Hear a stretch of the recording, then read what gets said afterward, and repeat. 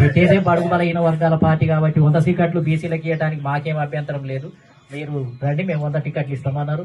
ఏమంటే నేను పార్టీ పెట్టి రాజ్యాధికార పార్టీ రిజిస్ట్రేషన్ చేయించి పోటీలకు దిగుదామని అనుకున్న సమయంలో నాకు తెలుసు ఎస్సీ ఎస్టీ బీసీలలో డబ్బు లేదు, జీవులు కావాలి, యంత్రాంగం కావాలి, డబ్బు లేకపోతే కదులుతలేరన్న విషయం నాకు అప్పటికే మీటింగ్లలో అర్థమైంది.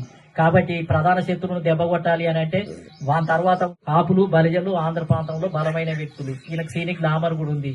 కనీసం ఏంటంటే కమ్మ అదే విధంగా రెడ్ల వర్గాలను ముందైతే ఓడిద్దాం, తర్వాత 3వ శ్రేణి వాళ్ళ అధికారంలోకి వస్తే బీసీలకు మార్గం సుగమం అవుతుందని నేను తమిళనాడులో జస్టిస్ పార్టీ అనుసరించిన ఎత్తుగడలను ఇక్కడ అనుసరించి నా పార్టీని పక్కన పెట్టేసి ప్రజారాజ్యం పార్టీకి పోయి మొత్తం ఏంటంటే ప్రజారాజ్యం పార్టీ పోటీ చేయనని చెప్పాను.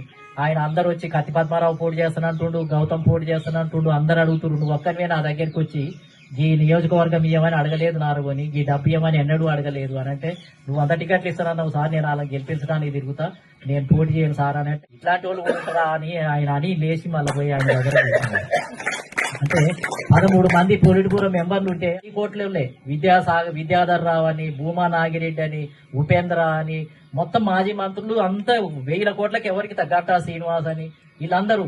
నేను ఒక్కనే అసలు ఏమి లేకుండా ఒట్టిగా పోయి ఆఫీసు పొలిట్ బ్యూరో మీటింగ్ అవుతుంది అని అంటే ఆటోలో దిగి మీటింగ్లలో పాల్గొని నేను ఒక్కనే ఆ మీటింగ్లలో అందరు ఆశ్చర్యపోయేది. పొలిట్ బ్యూరో మెంబర్ నేను, మళ్ళీ మేనిఫెస్టో ఎమ్మెల్యేమో చిరంజీవి గారు, మొత్తం ఆయన పోయిన కాలంలో ఫ్లైట్లలో నన్ను తీసుకుపోయేది.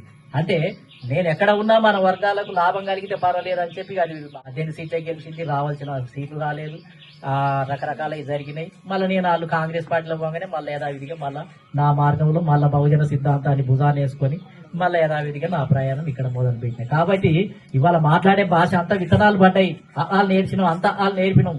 ఇప్పుడు కుప్ప నూక్కోవాలి, పంట ఉంది సిద్ధంగా, పంటను కుప్ప నూక్కోవటం అనేది ఇలా సిద్ధేశ్వర్ గారి మీద ఉందా లేకపోతే చంద్రశేఖర్ గారి మీద ఉందా? మీరందరూ ఎన్నో ఉద్యమాలలో దారబోసిన వాళ్ళు ఉన్నారు. పంట కుప్ప నూకి ఓట్లు వేయించుకోగలిగితే రాజ్యం మనదే.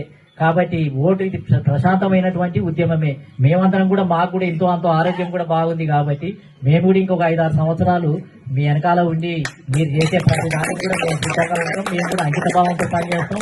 మా ఏది మంచిది ఏది చెడు అని మీ పక్కనే నిలబడతాం, మీకు కూడా వెసులుబాటు ఇస్తాం. మరి వీరన్న గారు ఒక అడుగు ముందుకు వచ్చి కుల వ్యవస్థను గుర్తించిండు, మీరు దాంట్లో స్ఫూర్తిని పొందారు.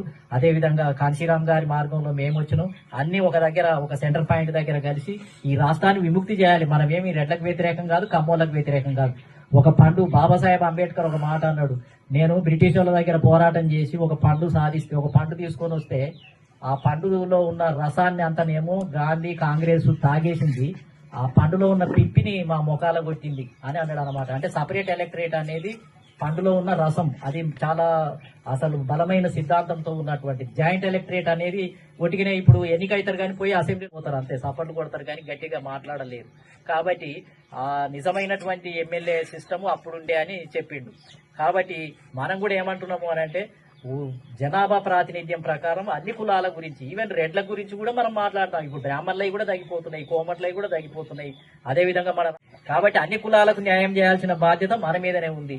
ఈ చిన్న వాటిని ఏకం చేసి ఈ అన్ని పార్టీలను చేద్దాం. భోంగు ప్రసాద్, మనము ఇంకా ఎవరెవరు కలిసి వస్తారో చర్చలు పెడదాం. లొంగిపోయిన నక్సలైట్లతోటి కూడా కలవండి. మీరంతా మీకు పరిచయాలు ఉన్నాయి కాబట్టి మీరు పోయి దొరల పార్టీలో కాదు కట్టాలి, కూడగట్టి త్యాగం చేయండి. చేసి మొత్తం దీన్ని విముక్తి చేయడానికి న్యాయబద్ధమైన పోరాటమే మనం చేసేది. ఎవరిది అదనంగా గుంజుకొని అక్రమంగా తినాలనేది ఏమి లేదు. కాబట్టి ఎమ్మెల్యే సీట్లను కూడా ఆ విధంగా సమానంగా పంపిణీ చేసుకుంటేనే ముందుకు పోతాం. మనం న్యాయబద్ధమైన పోరాటం కాబట్టి దాన్ని ముందుకు పోరాము అని చెప్పి తెలియజేస్తూ నాకు ఈ అవకాశం ఇచ్చిన మీ అందరికీ కూడా కృతజ్ఞతలు తెలియజేస్తూ సెలవు తీసుకుంటున్నాను. జై పూలే, జై భీమ్, జై భారత్.